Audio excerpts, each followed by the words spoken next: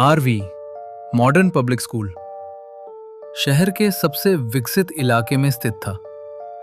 ऊंची कांच की इमारत, हर फ्लोर पर CCTV, smart board, biometric entry, सब कुछ ऐसा जैसे भविष्य को आज में उतार दिया गया हो।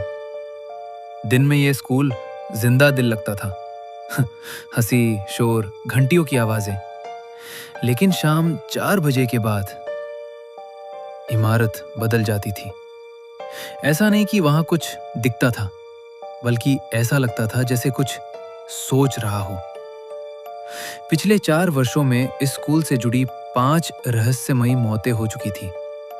4 छात्र, 1 टीचर। हर केस अलग, हर रिपोर्ट अलग, लेकिन एक चीज एक जैसी। कक्षा नंबर 27। आर्यन मल्होत्रा ने कार पार्क की और स्कूल गेट के सामने खड़ा हो गया। वो सरकारी इन्वेस्टिगेटर नहीं था। ऐसे केस लेता था जिनमें सवाल ज्यादा और जवाब कम होते थे। उसने रिकॉर्डर ऑन किया। Case file RV modern public school. मौतें किसी दुर्घटना या हिंसा से नहीं। सभी मेडिकल रिपोर्ट्स में एक ही बात, अचानक शरीर ने साथ छोड़ दिया। पर सवाल यह है, क्यों? गेट के अंदर कदम रखते ही उसे महसूस हुआ। हवा ठंडी नहीं थी, फिर भी सांस भारी लग रही थी। कॉरिडोर लंबा था, एलईडी लाइटें जली थी, लेकिन रोशनी किसी वजह से आंखों तक पहुंच नहीं रही थी। उसके जूतों की आवाज ठक ठक, और कुछ सेकंड बाद वही आवाज वापस, जैसे कोई उसकी चाल को दोहरा रहा हो। आर्यन ने खुद से कहा, डर नहीं, ये जगह बस साइलेंट है। लेकिन दिमाग इतना आसानी से नहीं मानता। प्रिंसिपल ऑफिस बंद था। कांच के दरवाजे पर धूल जमी थी। धूल पर किसी ने उंगली से लिखा था, 4 बजे के बाद मत रुको। आर्यन ने अंदर जाकर फाइलें खंगाली। पहली मौत, अदिति वर्मा, 16 साल, टॉपर, शांत, मिली कक्षा नंबर 27 में। कारण ब्रेन हैमरेज। दूसरी, राघव सेन, 17 साल, खेल में अच्छा, मिली कक्षा 27। कारण हार्ट फेलियर। तीसरी, मीरा कपूर, 15 साल, अंतर्मुखी, मिली कक्षा 27। कारण अचानक बेहोशी के बाद मौत। चौथी, miss Neha Sharma, psychology teacher, मिली कक्षा 27। कारण सुसाइड। आर्यन की भौहें सिकुड़ गई। एक ही जगह, अलग अलग शरीर, लेकिन एक जैसा अंत। उसे मिस नेहा की डायरी मिली। डायरी के पन्ने कांपते हाथों से लिखे गए थे। कक्षा 27 में बच्चे ज्यादा सवाल पूछते हैं। सवाल अच्छे हैं, लेकिन ये खुद पर ही लौट आते हैं।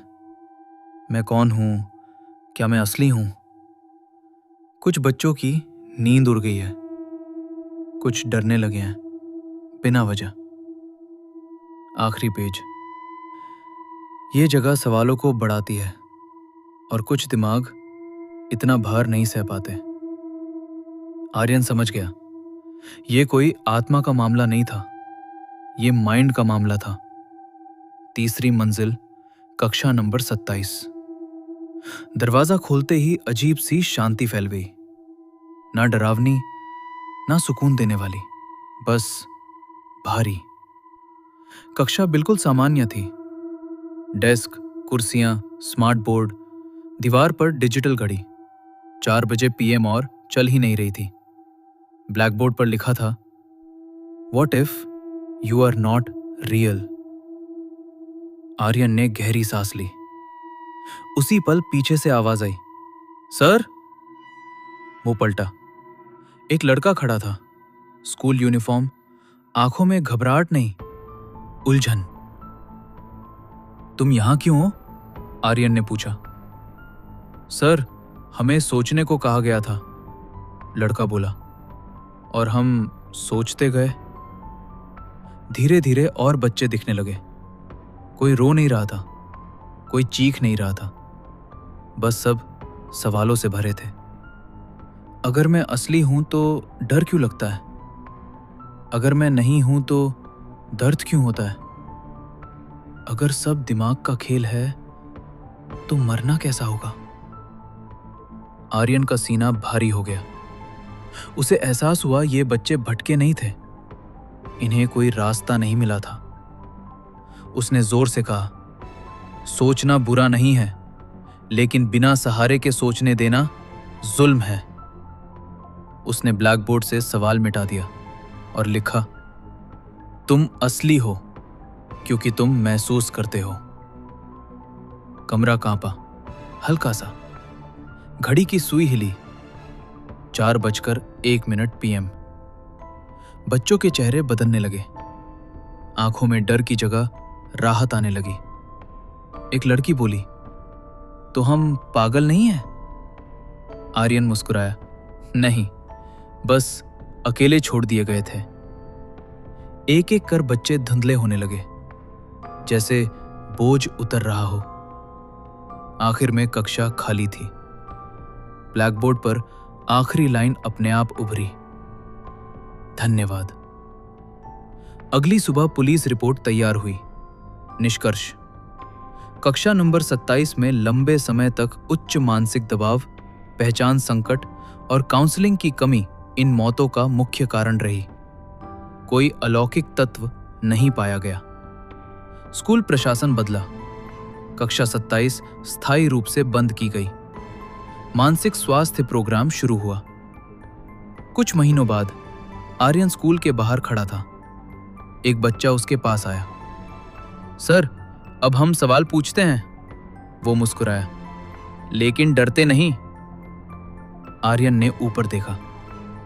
कक्षा 27 की खिड़की से धूप अंदर आ रही थी। घड़ी चल रही थी। समय आगे बढ़ चुका था। और कुछ जगहें तभी ठीक होती हैं जब कोई उन्हें समझने की जगह सुन ले। अगर आपको ये कहानी पसंद आई हो तो वीडियो को लाइक करें और इसी तरह की कहानियों के लिए चैनल को सब्सक्राइब करें। मिलते किसी और कहानी में जहां रहस्य फिर से सामने आ खड़ा होगा।